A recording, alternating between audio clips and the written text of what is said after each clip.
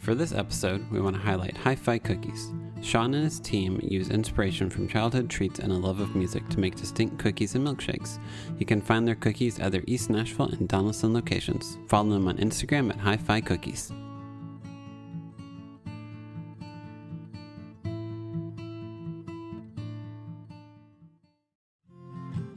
Welcome to another episode of the Nashville Dads. This week we have on Nick Beres of Newschannel 5. We talk about how he connects with his son, video games, being in media, and life in Nashville. We hope you enjoy.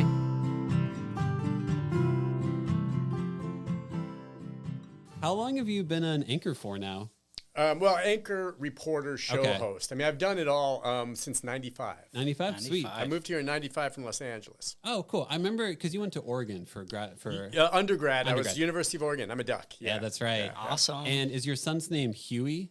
Yeah, his full name is Lytton Houston Beres. Okay. And for whatever reason, we started calling him Baby Huey. Huey. And we thought, when he gets older, he's going to I don't want this anymore. And he kept Baby off, he got rid of Baby, and he went with Huey. And I said, you can go with Lytton. And now that he's out of college, you want to go? He's stuck with Huey, which is definitely Lytton's a memorable little different name, but everyone remembers Huey. But Huey, of course. And so he's kept it. It's up to him what he wants to do. I mean, I remember his name is Huey, and I've never met the kid. Yeah. It's just from working with you that you said my son's name is Huey, and I'm like, I've never met a Huey before. Yeah, that's his middle name, really. So he goes with it. So that's cool. What's he do these days?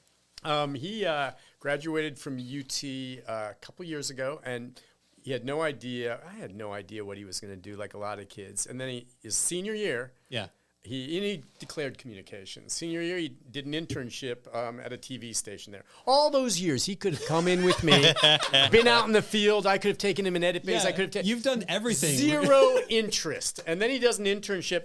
And he graduates, and he's really good as a reporter, and he was good as a producer. And so the station there offered him a job, and he chose to be a producer. So he's a news producer at WVLT, which is the CBS affiliate in Knoxville. So you guys both work for CBS affiliates. How about that? Look at that. Yeah. We're both in news. And my wife is an accomplished journalist as well. Had worked for Disney and all of that. So you know how kids sometimes may follow some of what their parents did if they had no other idea. Unlike me, though, I think Huey likes the job and he's good at it, but it's not a passion for him. Wouldn't surprise me a lot if he went into some other realm of communications down the road. Yeah. Yeah, my sister kind of went along with what my dad did. My dad did formulations for Vicks 44 or Formula 44. What do you mean? You mean he made the mix of goes in the cough syrup? He would do all that. Pepto-Bismol. I was a flavor tester for that. You're a test subject. So that's pretty cool. He worked in the pharmacy, and so my sister actually went into pharmacy. She went to Maryville College and then went to UT Memphis for pharmacy school. Okay. So kind of went that way. I went the total opposite way. I went into creative design, landscape architecture. Right? Yeah. So some kids just go the exact opposite. But you were great because I like the taste of Pepto-Bismol. Oh, good. Okay, so you must have signed off on that one. You didn't throw it up, so your dad was like, "No, I'm okay with that." I still haven't reached the age where I need Pepto-Bismol that much, or my stomach acid luckily has been good. So. Oh man, I live off of it. I live off of it. Tonight I'm going to end up taking Pepto-Bismol because karma's going to work on me. So that's how it's going to work. It's coming, man. It's coming for me, man. Oh man. Did you have any warnings for your son before he started working at a TV station? Where you're like, or was he just like, yeah, sure, whatever, Dad? Yeah, that's pretty much it. Truly, he would listen more to some of the people he was learning from at the internship than me. Yeah, the warnings. No, I didn't. Just go for it, man. I'm all about independence for him and go do his thing. Okay, and. If he had questions, I'd answer them. But I thought, you just go figure it out yourself. Cool. That's great. And you never pushed it on him. Right. That's the thing. I learned early on. It's funny. I'm very athletic, and my wife is. And when I was told we're going to have a little boy, I'm like, oh, gosh, I'm going to be out there playing catch with my son like I did with my dad and all this. And while my son is actually quite talented athletically and coordinated and all this, he has zero interest in sports. Zero. Yeah. Nada. And early on, I was like, come on, let's go try this. And you try to kind of push him towards soccer, basketball, and he just didn't like it. And then after that, I'm like, I'm not going to push him. And he just, for whatever reason, had no interest in it. He's more creative and all that, and that was fine. But I'm not gonna lie, it was a disappointment to me. Yeah, of course. Yeah. I mean, is that because of that? I mean, it's just he's more independent, and that's great. But we would have been able to share a lot more as a father and son had he been more into sports. And I could have, and so I kind of obviously got into more of what he was into to a degree. Yeah. Except with video games, which he loves. He's a gamer. And I'm sorry. I don't got time for it. Yeah. I'm not. So go play your video games. I'll go do my thing. Yeah, that's how I feel like my dad also was more athletic or more like action oriented, like doing sports and stuff. Yeah. And I was more like the kid who wanted to listen to sad songs in a room by himself. That's kind of like you. But I'm sure you were a great kid. And Huey's a great kid. No trouble, smart, the sweetest, a good boy. Yeah. I mean, never in any trouble. Just a great kid.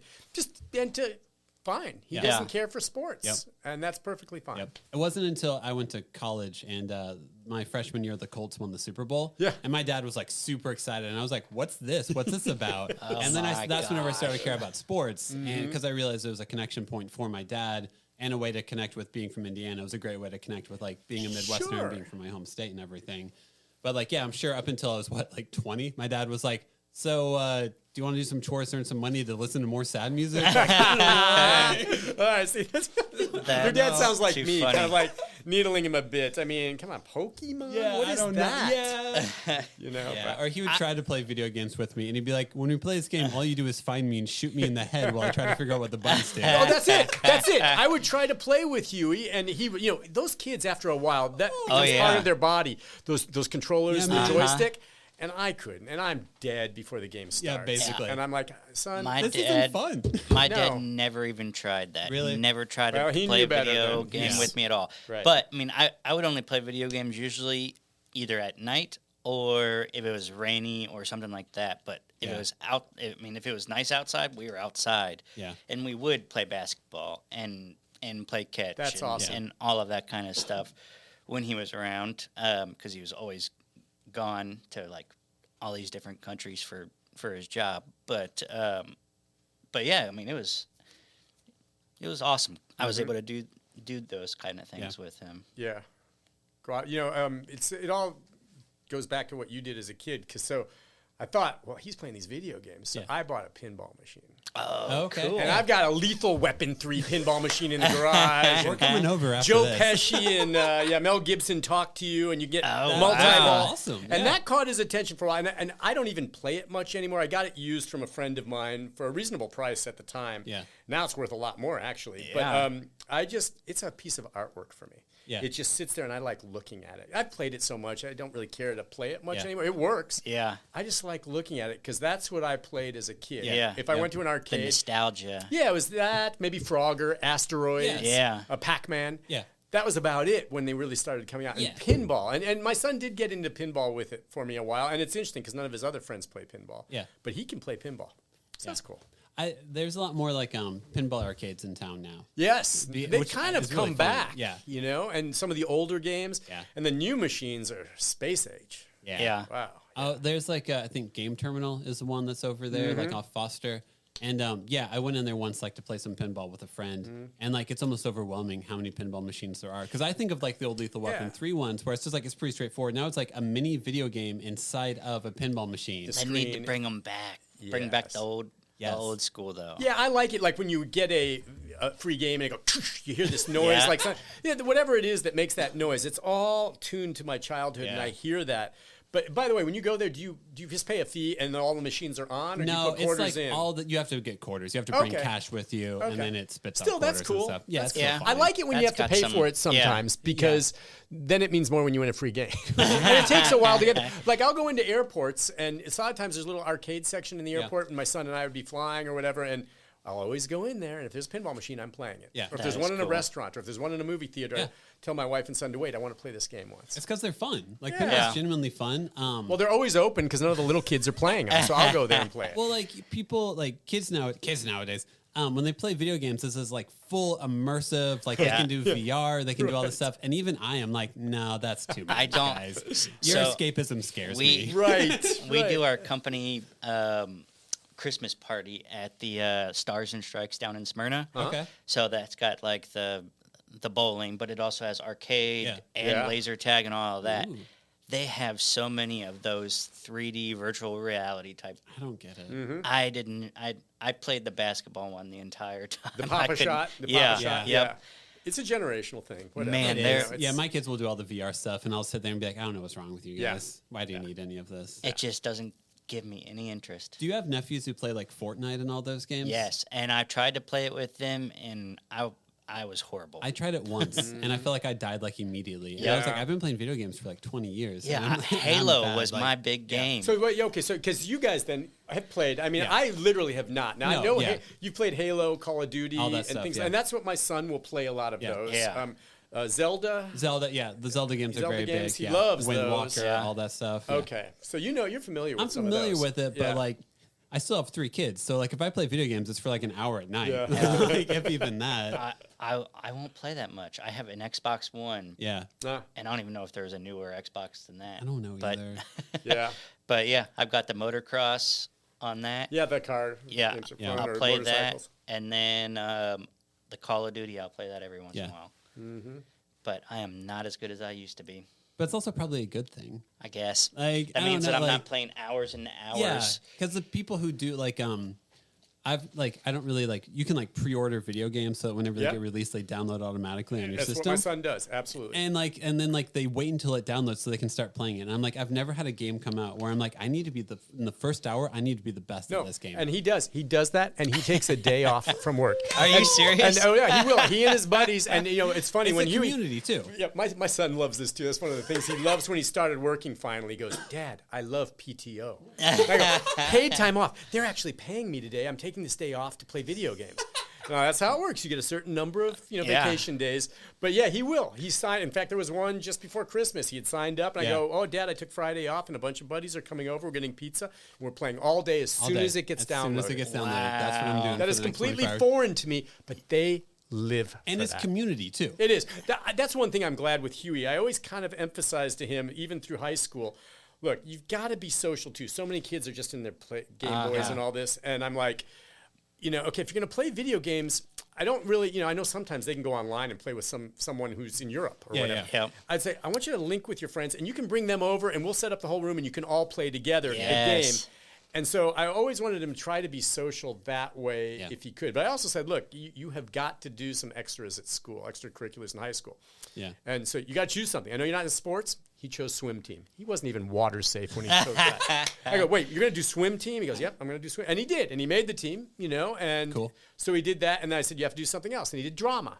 And so he was in a lot of plays. Cool. Okay. But that was part of the deal. And I said, you have to audition. And if you audition, you get the roles and all this, I will buy you a video game after every semester of your choice That's for doing this. But I mean, because I've seen other kids sometimes, and their social life was them and their game. Yeah. And I'm sorry, that's not healthy. And if someone wants to argue with me on that, it's not. If that's all you do, that ain't healthy. And so Huey's got a mix of it. He plays it a ton. Yeah. But he's social too. Yeah. And I think you have to, and that's one thing you need to succeed. Once they get out at some point, interaction with people and kids these days, I just wonder where that's going down the road. Relationships. Knowing how to talk, doing what we're doing right now. Yeah. Do they know how to do that? Yeah. I don't know. Well, I think how I view it is if you get too much into a video game world, you're creating your own world. You're like creating your own avatar, then you live into that avatar. So then you end up pining for that world that you just created. Absolutely. And frankly, look, in the world we're in today, especially with the younger generation, kids trying to escape, look, I'm a father. I would not want to bring a kid into the world now. Yeah. I'm just serious. And I know there's a bunch of people that are very excited about a child about to arrive at our station and all this, and it's great, and they'll be great parents. Yeah.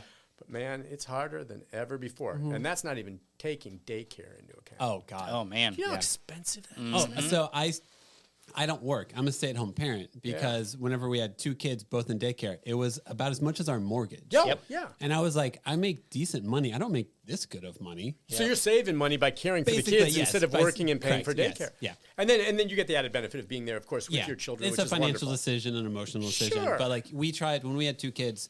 We tried it for a year of us both working full time, and they're like, "So my wife makes like 3 times what I make.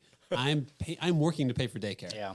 Why? Like, and we looked at each other and we're like, so the best way I now describe it is normally I would hopefully get home at 5:30, and hopefully we'd eat by 6:15. Yeah. And so then you rush your kid off to bath, you put him down to bed, you're too exhausted to talk to your wife. Now I have dinner ready at like 5:15. we're done eating by like 6. We clean up, we hang out and everything. And I'm like, what price tag do I put on that? No, that makes perfect sense. Unless it was some career that you loved that you had to walk away from. But you know what? You can eventually go back to it. And I'm not, it's like, you have some realizations about yourself. I'm not a career focused person. Like if someone's like, hey, I'm not someone who ever wants to be CEO of a company. Yeah. If I ended up CEO, cool. That's great. Hopefully I did something cool to get here. Right. But I don't hang my hat on that stuff. So it was also a lot of like acknowledging that within myself. Having that experience and having that thought, that is what makes you so unique Thanks. I mean, it's true, and it's a compliment, but it makes it. You are so unique in that aspect. I don't know any other fathers that are like that. Well, I mean, I think whenever you have a kid as a man, you start trying to figure out what's the best thing you can do for your family and your family life. Yeah. For a lot of men, it's career oriented. Mm-hmm. Sure. And at some point in time, I had to realize this is not the best way to support my family. But you just said that you have a wife that makes 3 times. Yeah, she does. You may not know many men because unfortunately in the world we still live in today, men make more money. And I think there's probably a lot of guys maybe that would love to do what you're doing. Yeah, absolutely. If they could financially pull that off, if their wife who may be working could earn a little more money. I don't know. Yeah. I'm one of those. Okay, sure. And I can relate to that. I would love to be able to do that, but there's just absolutely no way. Yeah. Yeah. I mean, granted, we do take there's, of course, a financial hit by me not working. Yeah. There's some. Yeah, but you're benefiting a lot of other ways. Our daycare is basically a mortgage. Yep. And we're talking about a second one and how that's going to be another Oh, but you might get a 10% discount. Yeah, great. Okay. But I mean, it is such a financial burden. And I don't mean really a burden in any sense of having a kid as a burden, but man, it is expensive. Well, I mean, even like this past week, here we are on January 21st, and it's snow week right now. And school was out this entire week for me, and it's out tomorrow on Monday. Yeah. That's so I always talk to people also about like the lack of stress we have of like when school is canceled, whenever daycare can't take your kid. The conversation my wife and I have is like, cool, do you need to get out that night? Like, do you need to go on a walk? Because I know you'll be home with the kids all day. That's the entire conversation. And that's that's huge. Fantastic. Yeah. Like beforehand, it would be like, okay, cool. So do you work the morning and then I watch, like, how do we rearrange our lives basically? It was extremely stressful and full of anxiety because I work for a landscape company. We were out plowing and spreading ice melt. Like from Sunday till Friday. There were a couple of days I didn't get to go home. I slept in a hotel. Yeah. And Haley had to take care of Ada. Yeah, she was solo parenting for the week. While trying to work her full-time job. Luckily, she works from home, but that's still it was very stressful. That is very hard. It's very stressful. And my wife stressful. did the same thing. She was able to stay home cool. But she had a full-time job when she was working for Disney doing that. And thinking back and talking, what your wife does in those situations, what my wife did, it's just... I don't know how they pulled it off. No. It's incredible. I couldn't do my job and watch a kid at the same time. There's no way. Enough credit. Yep. I do not give her enough credit for that. Well, I do. I give credit across the board.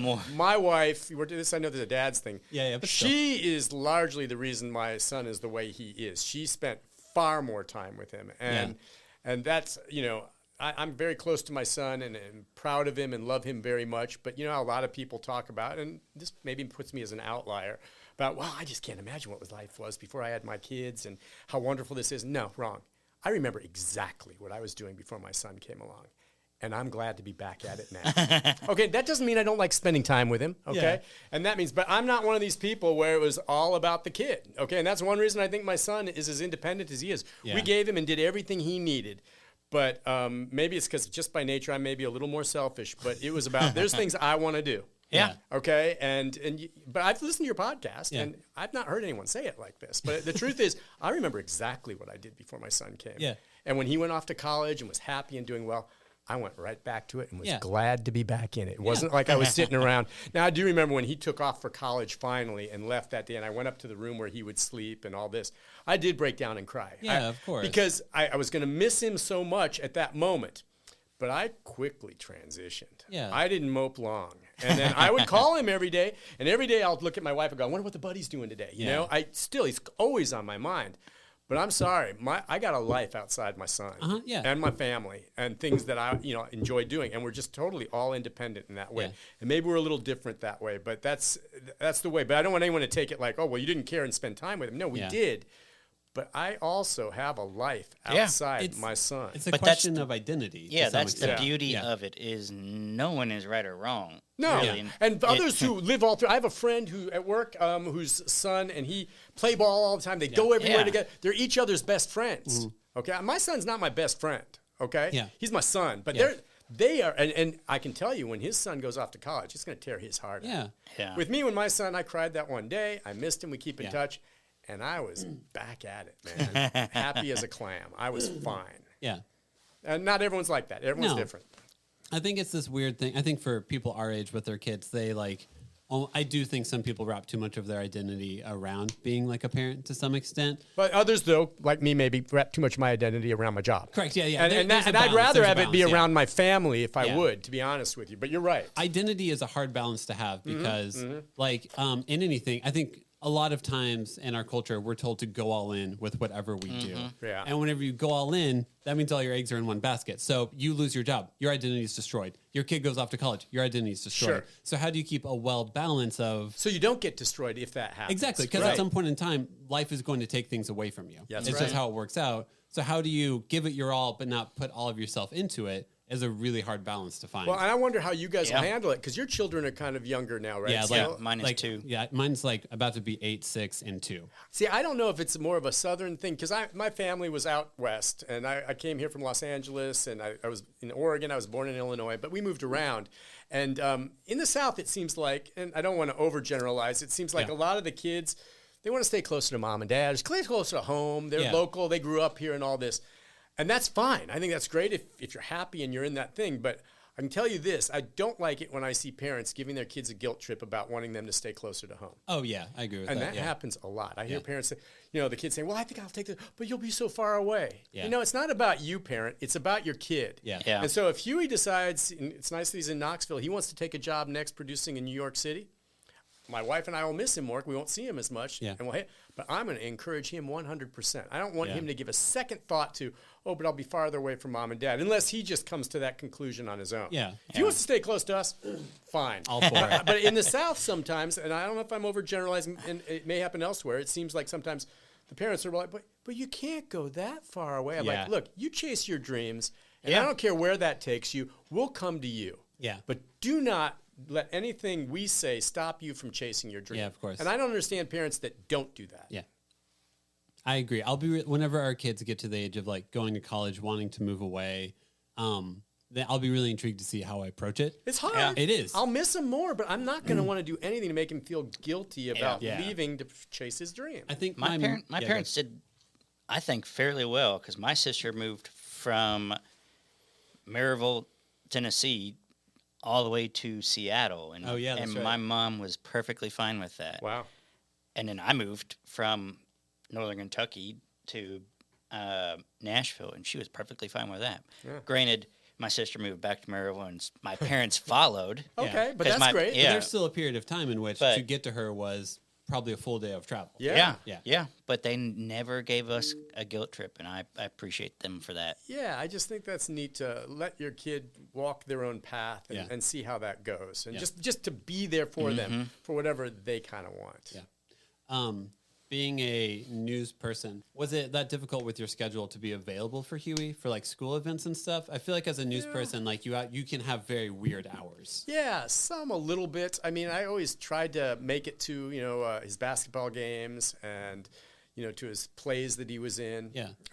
I fell asleep at one of his plays once. But that's only because we went and saw every performance. And the third one, I had seen it. I was done. But no, not too much. I mean, I'd try to rush home and to be home early enough on Halloween to go trick-or-treating with him. Okay, cool. That's awesome. And, of course, my wife was always there, and she got to do much more. Of course, yeah. What's the schedule like being a news anchor? Well, it just changes all the time. I mean, depending on where you are. Now my schedule is pretty much 4 days a week, and I go in at 4:30 or 5 in the morning. And I work 4 10-hour days, give or take, how it works out. And then I'll stay through until afternoon. And then I'm off on Friday, Saturday, Sunday. Okay. So that's pretty good. Yeah. So it's more things. It's more about breaking news. It was 2020. Oh yeah. A bomb went off on 2nd Avenue. Yeah. Oh, I get up.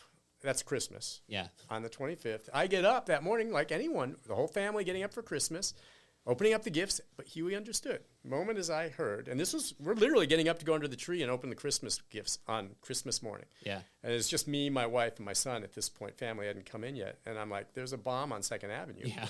And it wasn't, I'll see you guys in a few hours. Just hold off on that. No, we got to open. Oh, you can't do it. It's Christmas. They understood. Yeah. A bomb going off on 2nd Avenue I'm not going if it's something, we're going. And it was, I didn't even, and by the way, there wasn't a moment of hesitation for me, like, oh, gee, not a chance. I wanted to be there covering that story. Yeah. So I left and went, and I got back maybe 6-7 hours later, and we had our Christmas that afternoon. But that's kind of what gets in the way. Gotcha. But the thing is, Huey and my wife, Deb, understood that exactly. A bomb went off on 2nd Avenue Not on Christmas morning. Yeah, it's huge. And they knew, you go. And he saw that, and they were fine with it. Good. But that's kind of stuff that comes up. Okay, yeah. You know? Which also, I remember waking up that morning and hearing a loud explosion and thinking like a transformer had burst. Were you close by down there? We live like 4 miles south of downtown. We live like right next to the zoo. So like, yeah, I remember like waking up. Yeah. Wow. I remember hearing it and being like, did a transformer just blow? What is happening? Gosh, oh, my internet isn't working. Oh, my phone isn't working. I wonder what's happening. AT&T. Yeah, because AT&T. Right. And just being like, this is on my bingo list of weird things to experience while in Nashville. Explosion in downtown was nowhere on my list of things I expected to experience. No, that's on my list of the most unusual, horrible stories I've covered in my career. And on Christmas morning is the thing. Of that all it the happens mornings, on Christmas morning. Yeah. So Haley had COVID. Oh, okay. Yeah. The cable went out. So we had zero internet. Yeah. Our heat went out.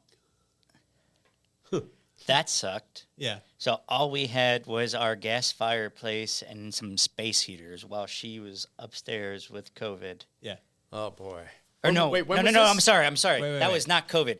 She was had the flu or deathly flu. I'm sorry. COVID was the next year, I think, or something like that. Right? Was it 2020, right? 2020? 2020 was the explosion. Yeah. Okay. It was like probably whenever we have Christmas of 2020 was whenever our wives basically found out they were pregnant. Oh, yes. Okay. Yes. So it was. Yeah. It was from COVID then because she had COVID and then found out that she was pregnant. She's like, this long COVID's really weird That's right right. now. Yeah.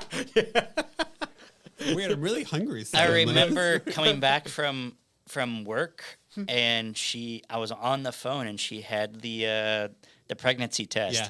Oh, wow. And are you positive for COVID again? And that's what I thought it was. Yeah, because this thing with the lines, right? And I just walked and I went like this and I walked by and she just went like this and I was like, what? And I went back and I was like, oh my God.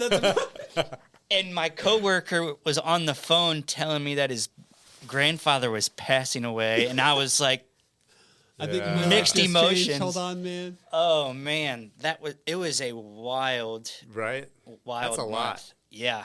COVID and pregnant. And that was extremely cold.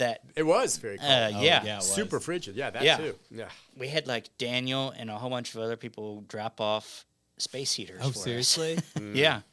That's actually one of our favorite things we should explore more in this podcast is how did your wife tell you that they were pregnant? Because it's almost always a story like that. Like the husband's walking around doing something else and the wife is literally sitting there being like, hey, our life has changed. Yeah. Hey, our life has changed. Yeah. Right. Well, I guess if it's, were you trying to get pregnant or was it something where maybe it just happened? Yeah, or that is everyone's different. Our right? first kid, we weren't trying to get pregnant. So I was like, oh my gosh, this can happen. The other two, we were trying. So whenever my wife was like, hey, we're pregnant, I was like, oh, cool. That's like awesome. This is great. But I was kind of like, we were tracking cycles and all that. So in the back of my head, it was there. Yeah. Where the firstborn was like, all right. This is going to change. Cool. Yeah, cool. Yeah. This is about as much as I can process out loud right now. Yeah. It's just like, it really hits you. It does. That really changes your mindset on everything kind of when you find that out. Yeah. You know, you plan it. We were trying to. And so I don't remember that so much when I found out that she was, I guess, pregnant. It's when we chose, and everyone has a different, whether you find out gender, right? Gender reveal or whatever. And we thought, look, to me, I respect anyone's decision, but for me, I just know the delivery unto itself is going to be thrilling enough. Yep. Find out the gender at the same time is great too. But I thought I'll have 2 big surprises. Tell me what the gender is, and then we'll have the big surprise of the delivery. And so I remember sitting at Midtown Cafe here in downtown when she just came from the hospital. I think she was over at Centennial, and she walked in, and she just said, "Well, we're going to have a little Nick." So it's a boy. Yeah. It turns out he's really more of a little Deb because he really takes after his mom. That's cool. Which is great. But that's what I remember. We were having that, and she said we were having a boy. I have to be honest with you. I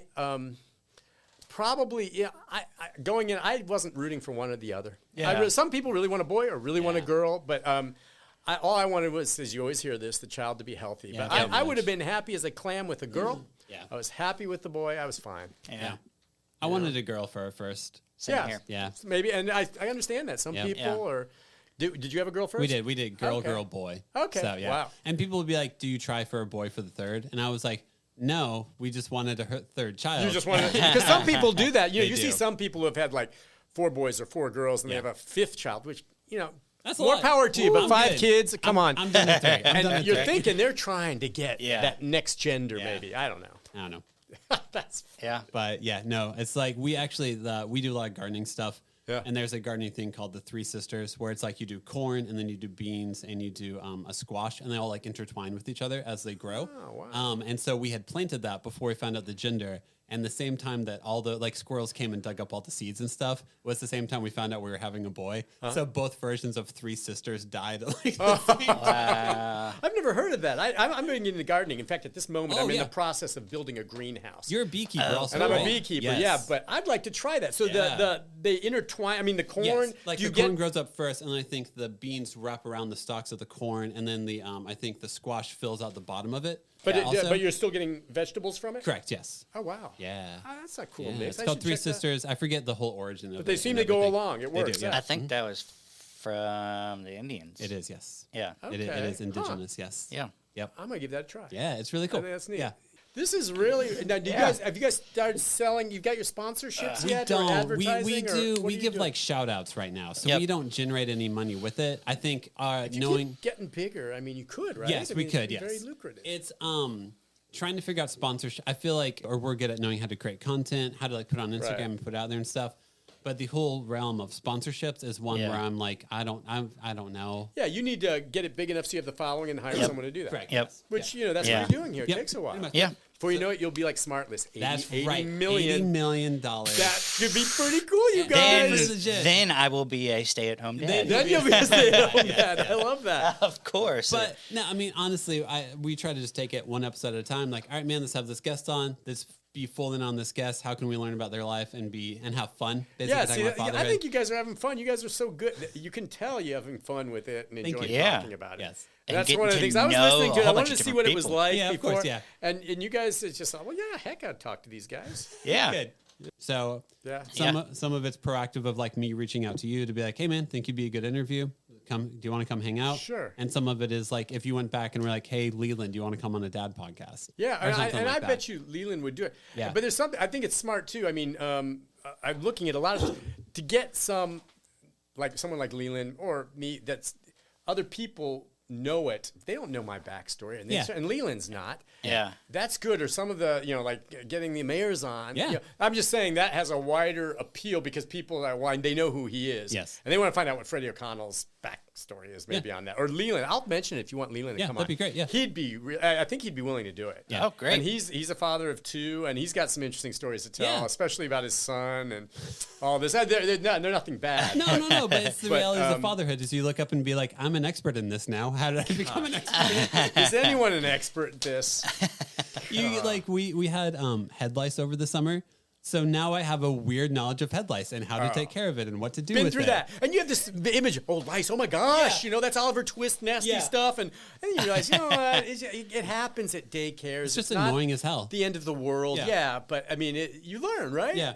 But like beforehand, I remember getting head lice. And it sucks. You become an expert on the dumbest things ever. Where you're like, hopefully there's a trivia around sometime of like, what's the best way to kill head lice for 100 points? And you're like, I got it. Got it right there. You gotta get the special brush. Yeah, you get the comb. You get all the It took his kids getting head lice for me to realize that there's somebody out there that actually does that for a living as well. Yeah. Well, you mean that takes care of head lice? Yes, there's like doctor or I had nurses, no I idea. guess, who will come to your house and comb through all of your kids' hairs and like give you advice of what to do. Oh wow. Yeah, I had no idea. Yeah, you learn. I didn't want to have any idea. No, but there's no avoiding it. That's a crappy way to learn that. I think we had tried like the over-the-counter shampoos like 2 or 3 times, and like no matter what we did, like a month later, we'd be like, she's scratching her head lice. Oh, more head lice. Yeah. So after like the 3rd time of doing it, it was like, all right, I'm just gonna Google lice experts or something like that, and found like lice doctors or like some generic like lice doctor's name. And literally someone came to our house, combed through all of our hair and took care of it and then gave us instructions of what to do afterwards. There you go. And I was like, did that one time. I even like called like our pediatrician, was like, what do we do for lice? And they're like, man, do the shampoos. It'll be okay. And I'm like, all right, cool. Didn't work. Didn't work out. Yeah, you go a little more than that. Yeah, pretty much. Forgot about that. But yeah, it's really fun to have a podcast that gives dads an opportunity to share the ridiculous stories of like, I have a weird amount of knowledge in how to die in Fortnite because my kid keeps wanting to play it. I can write a full strategy book on how to die on Fortnite within 5 seconds. Yeah, but you just gave everyone a good warning. If they're listening now and they're about to have a kid, you're going to run into lice. You are. And it's not a bad thing. It doesn't mean the daycare or wherever the nursery was dirty or anything like this. It just happens. It's just you can get natural. on a pillow. But prepare, because, if you don't, you hear, lice, oh my gosh. Yeah. What else do they have? And it's just, it's not a big deal. When you had Huey, did you kind of decide from the front end that your wife would stay home with him? Or did you try daycare at all? Do you remember? We weren't sure. And we started looking. And it was not back then. Keep in mind, this was 23 years ago. But daycare was still, there were waiting lists and good play. We went looking around. And I got to be honest with you, there were some daycares we went into that I would not let my kid go into. There are some bad daycares. You walk in and you're like, this is not the place. Meaning, they're licensed and they've got the proper staffing, but it was just not the vibe. Not a good place. No, it wasn't. And the kids that are there, I think it's sometimes because of the cost, and there are some single parents that have no choice and all this. But some of these places I could tell, and looking at it, there's no way a parent in their right mind sees this and says, this is perfect for my kid. They were doing it because they had no choice. Mm-hmm. The children were probably genuinely safe there, but they weren't getting the attention. They're sitting there. It was a little bit dirty. I saw a few of those. And then we found some of the others that were a little bit nicer, but they were a lot more expensive, and they had longer waiting lists and all this. And then that's when my wife decided, I think this was before, obviously, COVID and working at home. She was able to work with Disney. We had moved out here from L.A. and do it from here online and basically have a full-time job at home and stay kind of home and do that with Huey at home. And so it just worked out, and it's kudos to her for pulling that off. We would have eventually probably found a daycare, but as I said, there are some out there. If you go shopping, you're going to say, wow. I don't know if you guys ever saw some of those, but they weren't good. There were 1 or 2, And I'm not saying they're all like that by any means. There's some good ones, but there were some in there I really felt sorry for the parents that have to send their kids there. And I'm guaranteeing you it's because they had no choice. They're single parents maybe, or they were on a budget, and those are the more affordable ones. And they'll work. Yeah. But you just didn't, it's tough when you leave your kids somewhere. You want to make sure they're safe and you like where they're leaving them, and you can't always do that when you're up against it. I feel sorry for those people. And you know what? The problem with this society in general, it's because it's still a man-run world in this country. We need more and more employers to have on-site daycare. Yeah. Oh, yeah. And longer maternity leave. But if not that, on-site daycare is what needs to be done, and it's just We had a high school up in northern Kentucky that had on-site daycare. It was for the different reasons, but still. My high school had that because our students got pregnant and they wanted to finish their high school diploma. I remember that. There was a nursery from the kids who had the babies at the school. Yeah, so they could get a high school degree instead of GED. But which is a good thing. That's a great thing. It's a great program. Yeah. But for the it's funny that a senior in high school has more child support than a 30-year-old. That's exactly a great point. How is that? I don't know. But my high school had that also. And also it was needed. Yeah. I'm with you. I think the only type of world I've heard of it is people who are working on their master's, working on their doctorate. The college will provide hey, we have a daycare center where our students who are working in education will practice basically use your kids as the test subjects, but it'll be cheap daycare on site. Yeah. Vanderbilt has something like that for its workers, but I mean, not every employee can do it because there's only so much. Yeah, there's only so much space. But yeah, I heard Vanderbilt has a really nice daycare. If set up for, we like to say that my wife was raised, or rather my son was raised by my wife, me, and the YMCA. Nice. Because, we, like I said, we're very active, and my wife does classes, and we work out, and we swim, and all of this, and then we go to the Donaldson Y a lot. Yeah. And I'm telling you, with us, too, we didn't have any qualms about it. I mean, Huey was in there at like 6 weeks, as early as he could be. A lot of people, I want to keep him at home, which is fine, longer. Huey was in there, and these women loved him, but he was there, and you could go, and so the idea would be drop him off, and you could work out 2 or 3 hours. Yeah. And he's in there playing and having a good time in the daycare, and I mean he spent a lot of time there. Yeah. And parents' night out, you could drop them off, and you pay a certain amount, and then they're watching a movie and eating cheese balls and things like this, and then we come back and pick them up in the evening.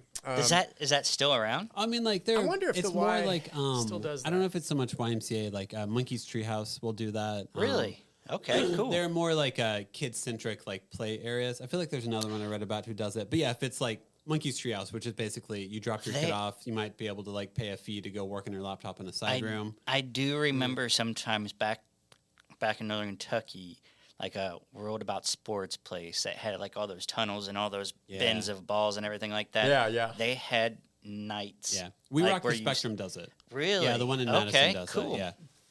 Take advantage. It's neat because that'll give you a night out, and you can leave them there, and they'll have a fun time. Yeah, and they'll be around other kids doing the same stuff. Sure, and it won't be like $300, which is the cost of a babysitter. Yeah, right. That's the other thing. If you can find one, awesome. That's good to know, man. I feel like I've discussed that with people before. Of like sometimes you look at the cost of getting a babysitter and you realize it's double the cost of the dinner you're about to get. Yeah, and then you're like, do we need a date night? Right. Yeah, you get creative with it. You do. You need it though. You need that alone time with your spouse. Yes, you do. But it is funny sometimes. Yep. Goodness gracious. What made you move out to Nashville from the West Coast? Well, I was working in Los Angeles, and one morning I had now my wife, who's my wife now, Deb, was already here in Nashville. So but I was working in L.A., and I came into the station one morning, and I'd been there for over a year and a half or so, and the engineer was out there with a heat gun peeling the logos off the side of the live trucks. So I go up to Don Englehart, and I go, Don, why are you taking these off? He goes, go and talk to the news director. And so I go in and talk to the news director, and another station in town had done an expose on gangs. And so the gangs had put a hit out on just target live trucks, media trucks. Oh, okay. And so our chief photog was driving in that morning in his Ram truck microwave, and a lowrider pulled up, and John Turner was his name, and pulled up, window came down, and he fired a .44 Magnum round through the window toward John, but it hit the windshield, went through the roof, and then lodged in the seat next to him. He wasn't with a photog that day. And then he slammed into a tree, shattered his jaw and all this, and they had to tow the truck.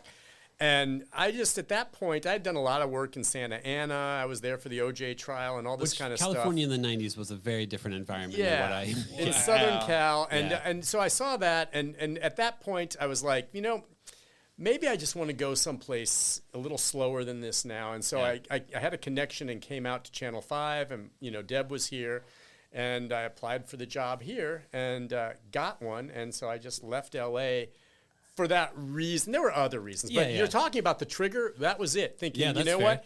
It's dangerous, man. Yeah. It is dangerous. Now, when I first got here, it was just crazy. In LA, there's what they call gangbangs, where it's just a crowd of reporters around a person you're interviewing, and they're just yelling at the questions out. And I remember my first one here. It's a gathering around the police chief, and it was very polite and. I said, wow, because at first I was going to jump right in. And I realized, oh, no, everyone here has some manners, And then let me just say this. Nashville's now way more like L.A. when I came here. Yeah. It's changed. It's no longer that polite as it was. Yeah. But what a change that was coming here, and just a change of pace. So that was one big reason. Nashville, I love Tennessee. I've been here since '95, but I could live anywhere. Okay. I could have been just as happy in Chicago, New York, Miami. But I love Nashville. I mean, at the time, I didn't know Nashville. Am I going to live here? But my wife now was here, and I love the city. And I like to say the city has become the type of place, city-wise, that I want. It's major metropolitan. When I moved here, we just had the Preds getting going. They were building the arena when I got here. And then next thing, I still remember being at the Wild Horse Cafe when Phil Bredesen walks in and all these rumors swirling that we might get an NFL team. And then in walks Bud Adams. And I remember looking at my photog and said, I can't believe this. Nashville's going to get an NFL team. Yeah. And I'm a big sports buff. And, hockey's fine with me, but NFL, I just loved it. I go, wow, this is going place. We get an NFL team, and now you look at Nashville. There's not a faster growing city or more, I think, sought after or desirable city in the country to live than here. Yeah. There's a lot of downside, unfortunately. You go down to 2nd and Broad. I'm not bringing a kid down there. Nope. On a weekend night or something. It has been a long time. It's all tourists. It's changed. But the restaurants, the growth, the things that come with it that are positive, it's a really neat place to live. Yeah. It is neat. It's exploded. Yeah. And it still is. Yeah, it's not slowing down. Just driving down here to meet you guys. I don't come out this way too often to do just seeing some of the, when did that restaurant get there? Or this building? Or gosh, there used to be something else here that's been torn down and replaced. Yeah. It's just changed, and I miss some of the Rotiers and these great restaurants that have been replaced by me. In my take, a lot of times they're replaced by these glitzy, soulless. People from out of town who are like, I bet I can make some money. You can find that here. You can find it in Dallas. You can find it in Charlotte. Yeah. I just hope Nashville Music City doesn't lose its character. And if you go down to Music Row, it's already disappearing. Yeah, some of those old buildings on Music Row off Musica and stuff have been torn down, replaced by all these just hotels. It's a shame. I just hope the city doesn't lose its character, and it's on the it's right on the razor's edge there. I remember because since I went to Belmont, I would walk down to Hillsborough Village, all the time, and go to Fido and all that, and I think Fido and Pancake Pantry are the only places that are still left. Wasn't there a Provence there? There's a Provence I love that. Yeah, the Provence was great. Your bread could be sold at Provence. It could have been, yes. As a guest on this show, I was given a loaf of delicious bread that I'm going to bring home and heat Make up. your wife very happy. And eat with butter. Yes, a lot of butter. I think Bread and Company actually got their bread from... Did that from Provence? Gosh, sometimes. Best, bread but there. Bookman Bookwoman was the bookstore that was there. There's a used hardware store. Is that the movie theater? Yes, Belcourt's still down there. But even that. Whenever I think of walking down to Hillsborough Village, it'd be at Belmont. You had the 10 o'clock hour was no classes. Yeah. So you wrap up a class at 9:50. Walk down to Pancake Pantry on a Monday. There's no line. You eat some pancakes. You wander, stepping out of some shops, and now it's I feel like I need to have a baseline 6-figure salary to walk into the store. And the line at the pantry, I haven't been there in a while. Yeah. And look, it's pancakes. It's pancakes. Well, but it's a cool dang place. It's true. It is a cool dang place to eat at. You at least have to go there once, though. Oh, for sure. It is great. Like going to the Loveless Cafe, too. Yeah. Something like that. Yeah. It's changed, though. But that area, you're right. Pancake Pantry, just a few of them are still left. It's Pancake Pantry and Fido, I think, are the only two that are still left. Yeah. And Fido, I feel is one major repair away from going out of business. That's an old building that they're in. Yeah, there's some. Yeah. So I like that area, though. Yeah, Justin, you moved here in 2008? Is that right? Yep. Yeah, I feel we discuss that a lot with each other. Of I actually bought you a shirt that was a list of all the closed restaurants in Nashville. Man. Yeah. JJ's Market and all those guys. Yeah, so much. Mm-hmm. So much is already just in that, 16, 15 years? Yeah, something like that. Yeah, it's just changed. And there's some really good ones that have popped up, and it's a foodie city now. Yep. But boy, you're right about how much. You got to have some coin. You do. To come down here, and that's on top of the parking. Yes. Yep. Oh, man, $20 an hour. Yeah, man. Do you feel like being an anchor or a news person, you get to be pretty in tune with what's happening in Nashville as a city? Are you pretty much in the know of a lot of things, I would assume? Some, I mean, it's... I'm not the hippest, coolest cat with the younger stuff and all this. I'm not sure with the music realm and all of this. Yeah. I kind of we aren't either with the music realm, so don't worry. The news, and I love the music, but the news, it keeps you kind of looped into things. I guess you come in each day, and it's a different story every day. Yeah. Obviously this past week has been crazy with the snow. And everything. Yeah. I mean, I would imagine doing news stuff. You never you have probably some idea of what your day is going to look like, but also it could all be blown up at any point in time. Oh, sure. Yeah. I mean, on any given moment, it can be. I already have some stories lined up maybe for tomorrow, but I know if I get in the morning and something changes, of course, the city changed horribly back a year ago, March. I didn't know that was going to happen at Covenant. Mm-hmm. Yep. And that story is one of the worst I've ever covered in my career. You don't know when those types of things are going to happen. And that's when we do our most important work, because you have to get out there, and these are people's children and the panicked parents and everyone desperate for information. But you have to cooperate with police when you're out there. But moments like that, you just never know when that's going to happen. Yeah. And that was awful. Yeah, because it was. It was awful. And the year anniversary coming up, of that. Yeah, that's true. We'll just never forget it. Yeah. And it's still litigated and all. So we cover all different kinds of stories, in the news biz. And I never get tired of it. It's my career. I love it. And I do a lot now on, it's Facebook. My son laughs at me. He goes, no one's on Facebook now. We're on, I don't even know what the hip TikTok Threads? or some of the others and all these, but Facebook still, if you talk to a lot of the news folks, will tell you that Facebook is where you still get the most bang for your buck in promoting news or reporting news stories. It's an older crowd for sure. Mm-hmm. Young people don't really follow news that much. No, it wasn't until I started having kids that I started paying attention to what's happening in the news. Is that right? And my son at his age now, he's in the biz, but even before that, he didn't. I tried to get him when they were young to pay attention to some of the news and all of that. I'm from Evansville, Southern Indiana. Oh, okay. And my mom worked for the Courier and Press. So she was a journalist. She was a reporter. So her job was to report the news and write on it. It wasn't until I was in my mid-20s. It was like, oh, wait, that's kind of a cool job. What? Exactly. That's my son. Okay, the same way. Oh, wait, what did you report on? What did you report on? You talked on who? She's like, wait, you had strategies on how to get good interviews? I started this podcast thing. I should probably ask you more questions.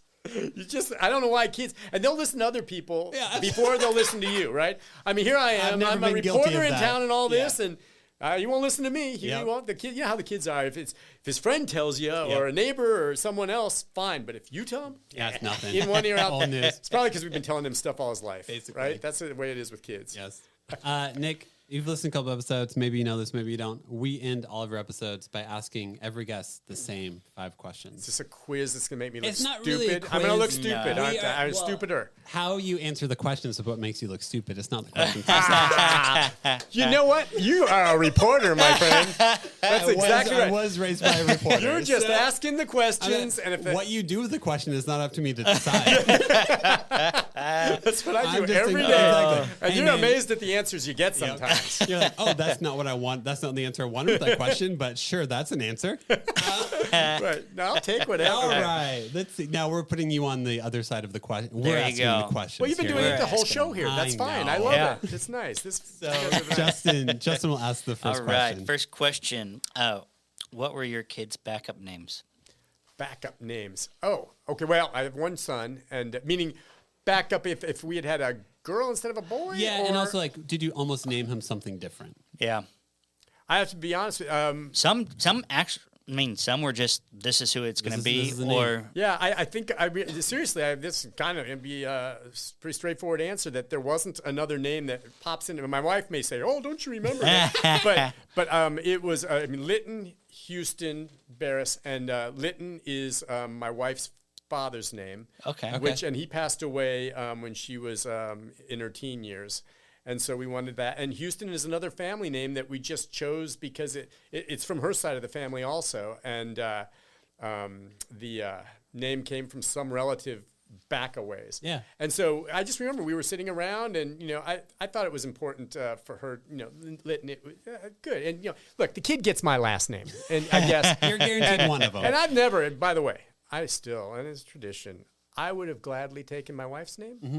I don't care if my wife takes my name. I, to this day, don't understand the tradition of why women have to give up their name to take their husband's name. Yeah.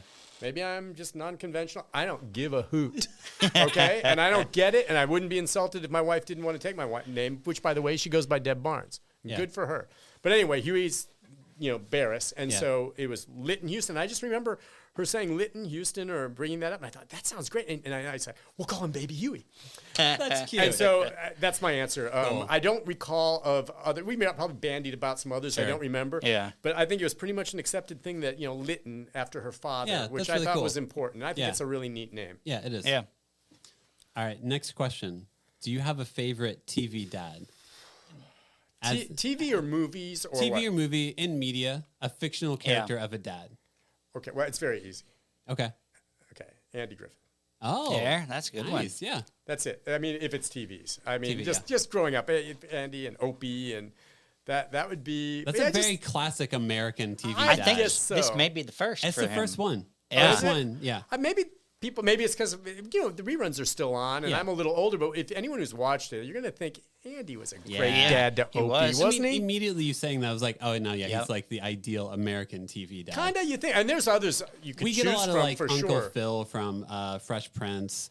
Or like Phil from Modern Family is another one. Yeah. But no, Andy Griffith. I think I heard on one of yours, did Bill Cosby someone go with that? No, putting aside the character as his a reality. Huxtable. Bill Huxtable was a perfect TV dad. And I thought that was a good answer. Which is almost why the fall of Bill Cosby is so much worse, because he was the ideal TV dad for a decade. Absolutely. Yeah. So, but Andy Griffith is, I think, a really good example of that one. Yeah. We'll take it.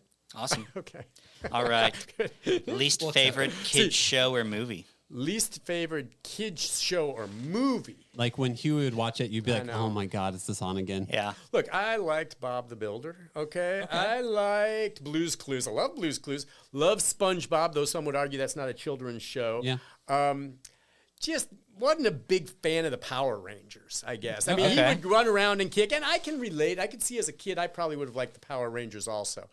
But that one just, I don't know, it was loud and kind of goofy from an adult point of view. Yeah. But I just remember, you always want your child at Halloween to be something neat, and we'll come up with a cool, pirate costume or something. What do you want to be? I want to be the Red Ranger.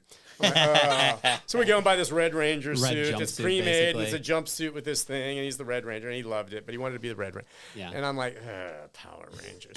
So I would say Power Rangers for that reason. Awesome. Yeah. But it's a super gimmicky show also. Yeah, It's really, really, I remember watching it as a kid and being like, I'm good. Yeah. Okay, I think that was like towards our end. Yeah, that was more, We were, at least I was more. You're like 4 years older Teenage Mutant Ninja Turtles. Yeah, we're like more like that was mine. Okay, and Huey liked that. Yeah. He liked the Turtles. What a clever thing. Teenage Mutant Ninja. I remember when it first came out, I'm that old, and just thinking, what a great name. I just wanted to eat pizza all the time, so I G.I. Joes. G.I. A lot of G.I. Joes. G.I. Joe, That cartoon, man, that was an awesome cartoon. Yeah.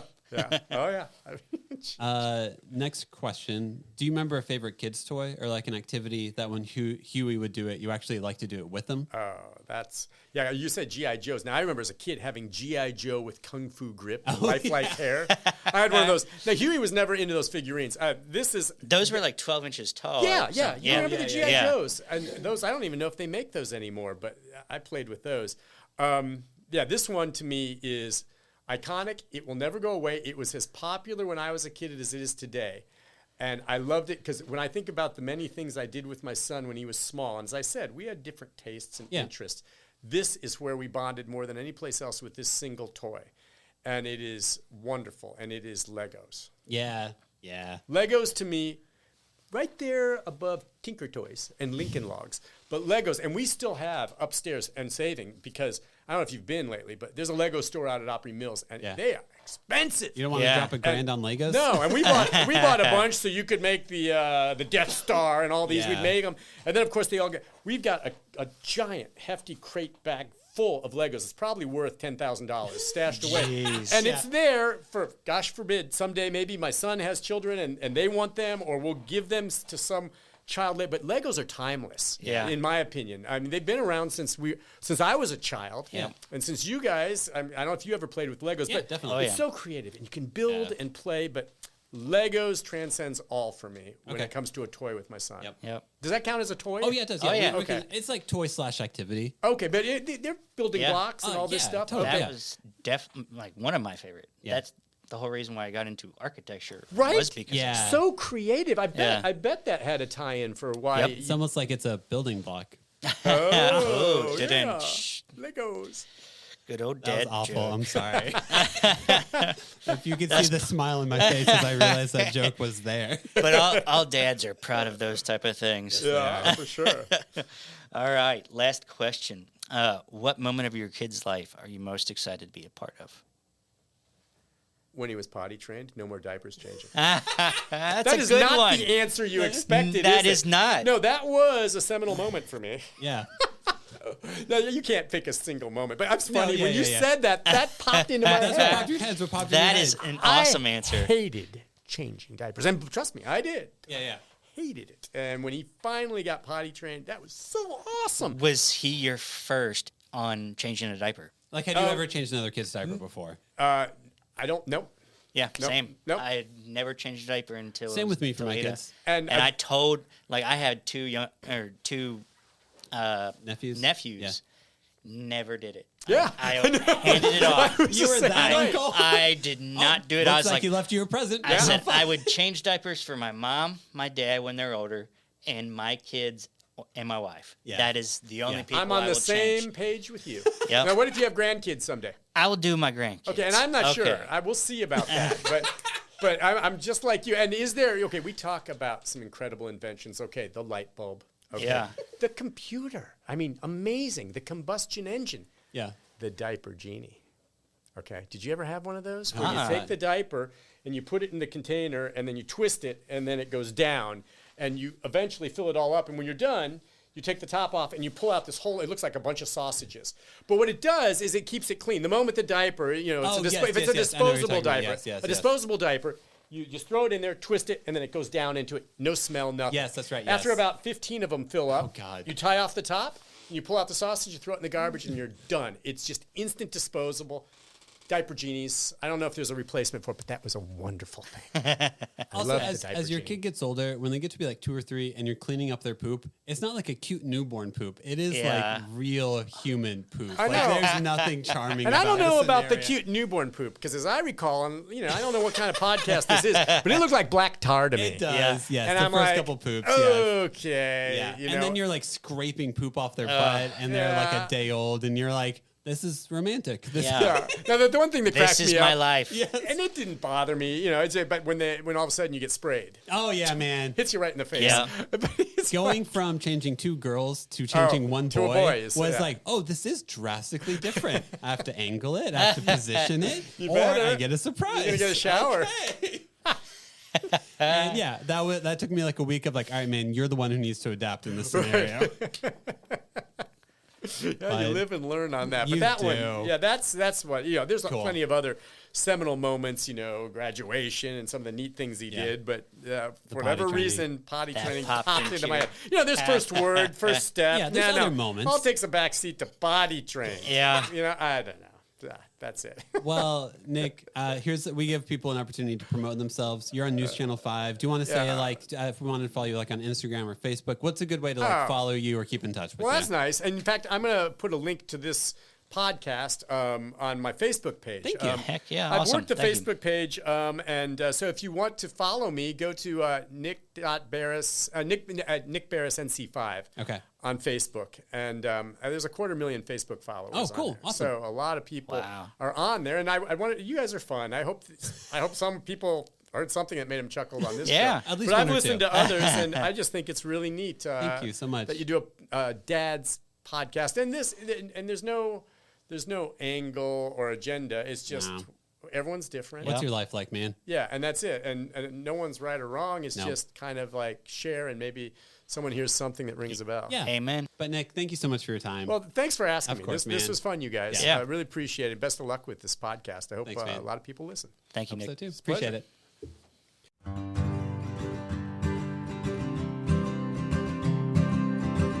Thanks again for listening. Make sure to follow us on Instagram at the Nashville Dads and to subscribe to us on Apple and Spotify podcast. We record at New Light Podcast Studio, and episodes are produced by me, Devin.